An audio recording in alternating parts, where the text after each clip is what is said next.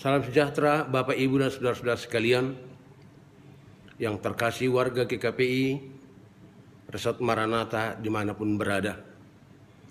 Inilah pertemuan kita jarak jauh yang kelima setelah terjadi COVID-19 yang memaksa kita untuk sementara waktu tidak bisa beribadah di gereja kita. Karena itu saya berharap biarlah kesempatan ini kita gunakan sebaik mungkin persekutuan dengan Tuhan di tengah-tengah keluarga kita. Dan jangan kita mengabaikannya, karena saudara-saudaraku, kita tidak tahu apa yang akan terjadi besok pada diri kita. Apa yang akan terjadi besok di dunia ini. Sebab itu selagi masih ada kesempatan, pakailah persekutuan dengan Tuhan, memuji Tuhan bersama keluarga, berdoa kepada Tuhan bersama keluarga, serta mendengarkan firman-Nya bersama keluarga. Oleh sebab itu, saudara-saudara, saya berharap tidak ada anggota jemaat kita yang tidak melaksanakan ibadah pada saat-saat seperti ini. Harapan saya kiranya didengarkan dan saya mengucapkan terima kasih. Oleh karena itu, sebelum kita menyambut firman Tuhan hari ini, kita berdoa. Damai sejahtera Allah yang melampaui segala akal dan pikiran manusia, itulah yang memelihara hati dan pikiranmu di dalam nama Yesus Kristus. Amin. Khotbah kita pada Minggu Misericordias Domini tanggal 26 April 2020. Hari ini saudara-saudara diambil dari kitab Roma pasal 3 ayat yang pertama sampai dengan ayatnya yang ke-8. Saya menyampaikannya demikian firman Tuhan. Kelebihan orang Yahudi dan kesetiaan Allah. Jika demikian, apakah kelebihan orang Yahudi dan apakah gunanya sunat? Banyak sekali dan di dalam segala hal. Pertama-tama, sebab kepada merekalah dipercayakan firman Allah. Jadi bagaimana jika di antara mereka ada yang tidak setia? Dapatkah ketidaksetiaan itu membatalkan kesetiaan Allah? Sekali-kali tidak. Sebaliknya, Allah adalah benar dan semua manusia pembohong. Seperti ada tertulis, supaya engkau ternyata benar dalam segala firman-Mu dan menang jika engkau dihakimi. Tetapi jika ketidakbenaran kita menunjukkan kebenaran Allah, apakah yang akan kita katakan? Tidak adilkah Allah?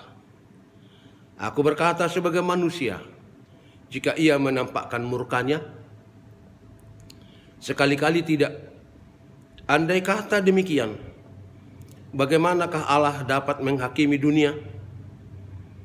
Tetapi jika kebenaran Allah oleh dustaku semakin melimpah bagi kemuliaannya, mengapa aku masih dihakimi lagi sebagai orang berdosa?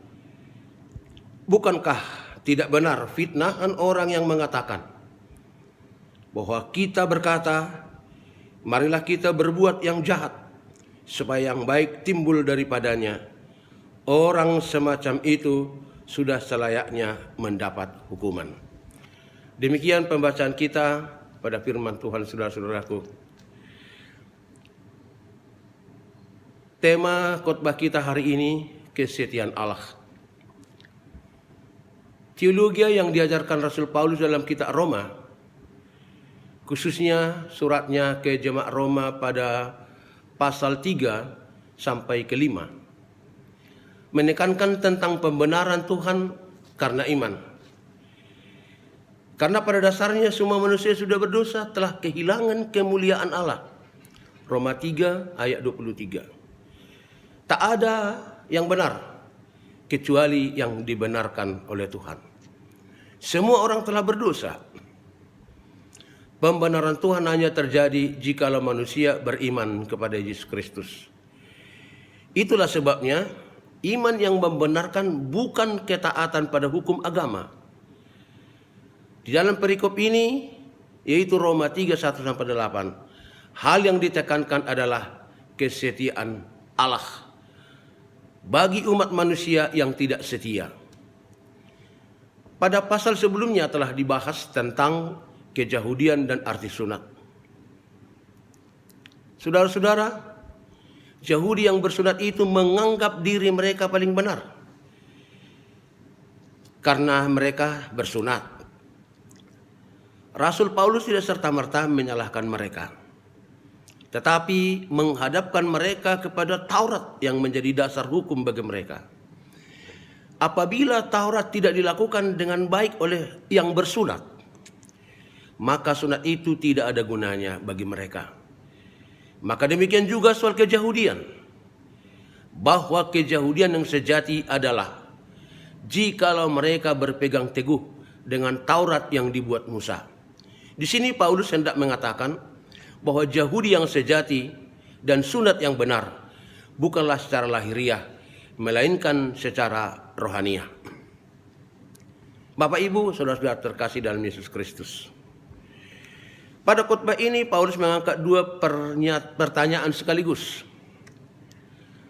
Tetapi ia juga menjawabnya supaya para pembaca pasal ini dapat mengerti tentang bagaimana Allah diperkenalkan sebagai Allah yang setia dengan janji-janjinya, dibanding dengan umat yang memiliki kesetiaan bersifat temporer, musiman, dan tidak konsisten. Pertanyaan yang diangkat oleh Paulus itu adalah, pertama, apakah kelebihan orang Yahudi? Kedua, apakah gunanya sunat?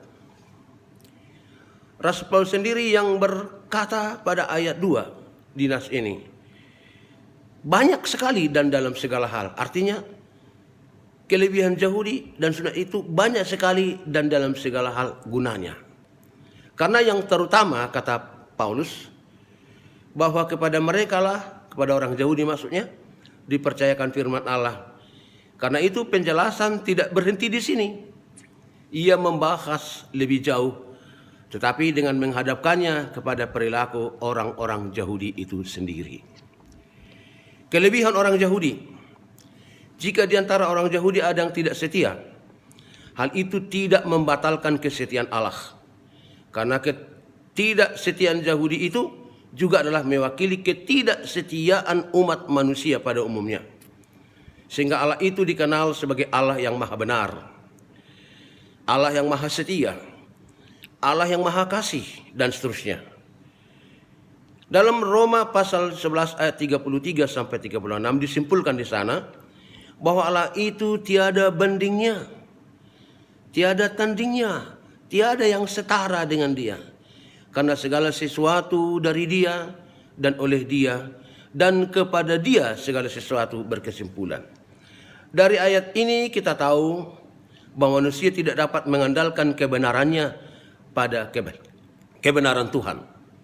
Sebab kebenaran manusia harus diuji dengan aturan dan hukum. Tetapi kebenaran Tuhan terletak pada kasih-Nya yang setia pada manusia. Hal ini harus kita pahami dengan benar. Adalah satu pendapat yang salah jika dikatakan bahwa kasih Allah akan semakin banyak jikalau kita terus-menerus berbuat dosa. Kebaikan Tuhan ada sejak Dia ada. Ia baik dan setia, bukan karena ada yang mempengaruhi, bukan karena ada yang meminta, tetapi Ia baik dan setia kepada orang yang tak setia kepadanya, karena Ia memang benar-benar setia. Ia benar bagi manusia yang tidak benar, supaya kelak Ia dapat menghakimi dunia yang tidak benar ini. Kita bisa membacanya itu pada yang ke-6. Kemudian yang kedua, saudara-saudara, apa gunanya sunat?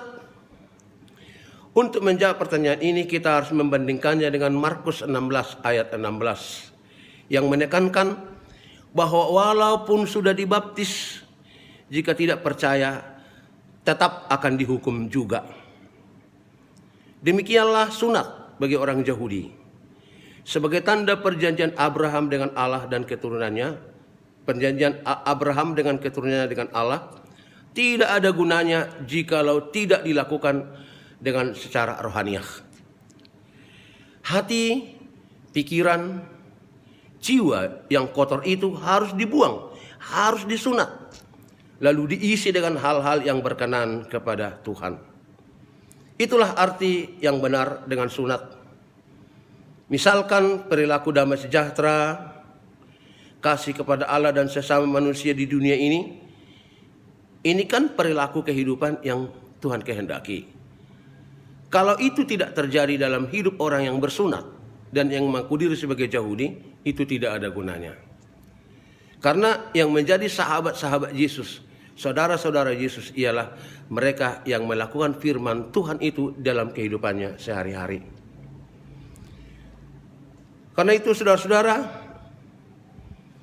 damai sejahtera dan kasih Allah dan sesama manusia di dunia ini merupakan perwujudan Taurat yang diajarkan oleh Musa, yang disimpulkan oleh Tuhan Yesus Kristus dalam Matius pasal 22, khususnya ayat 34 sampai dengan ayat 40. Taurat, sunat keyahudian hanya berguna jika dilakukan dengan iman. Demikianlah Paulus menyelesaikan kasus ini, bahwa Yahudi dan sunat punya kelebihan dan berguna kalau dipahami secara rohaniah. Jika tidak, maka tidak ada gunanya. Bapak, Ibu, dan saudara-saudaraku yang dikasihi oleh Tuhan Yesus Kristus, ketika Allah yang kita kenal itu adalah Allah yang kasih dan setia, tidak pernah mengalami resesi. Kasih setia Allah itu tidak pernah mengalami resesi atau mengalami kemunduran ataupun persoalan. Allah adalah Tuhan yang maha setia. Walaupun manusia tidak mengasihi dia, tetapi ia tetap setia mengasihi manusia. Karena dia adalah Allah yang setia.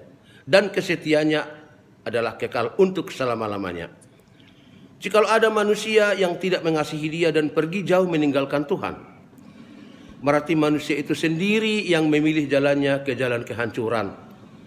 Manusia itu sendiri yang mengundurkan diri dari kaum yang telah dijadikan Tuhan menjadi miliknya.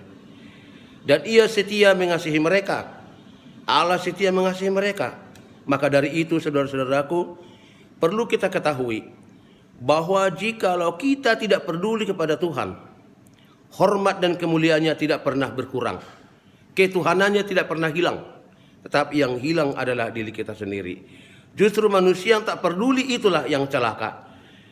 Karena di luar Allah yang setia itu, untuk mengasihi tidak ada kasih yang lebih baik. Oleh sebab itu, belajarlah untuk tetap setia mengasihi Allah, sebab Ia senantiasa setia mengasihi kita. Inilah firman Tuhan yang menyapa kita pada minggu hari ini, saudara-saudara. Jadikanlah ini menjadi pegangan hidup buat kita sepanjang satu minggu ini. Karena Tuhan menyertai kita sekalian di rumah kita masing-masing dan di mana saja pun kita berada. Amin. Terima kasih Tuhan, kami telah menerima firman-Mu yang mengingatkan kami akan kesetiaan-Mu yang tiada tara. Dibanding dengan kami manusia, yang kesetiaan kami kadang-kadang tidak bisa dipertanggungjawabkan. Ampuni kami Tuhan atas segala kekurangan kami. Perbaharuilah hidup kami di dalam kuasa Roh Kudus-Mu, agar kami mau bertobat, mau mengubah diri kami untuk semakin baik di hadapan Tuhan, supaya kami akan menerima karunia berkat Tuhan di tengah kehidupan kami di dunia ini.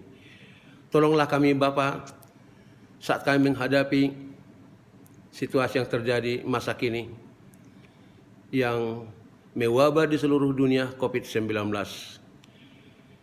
Biarlah hal ini menjadikan kami itu semakin sadar bahwa kami manusia yang tidak berdaya, yang harus datang kepadamu berserah.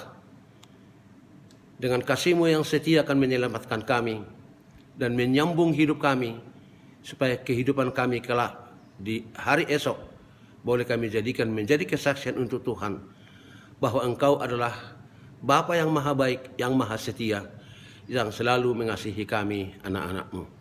Dengarkanlah Tuhan doa kami. Kami bersujud di hadapan-Mu dalam nama Yesus Kristus Tuhan kami. Amin.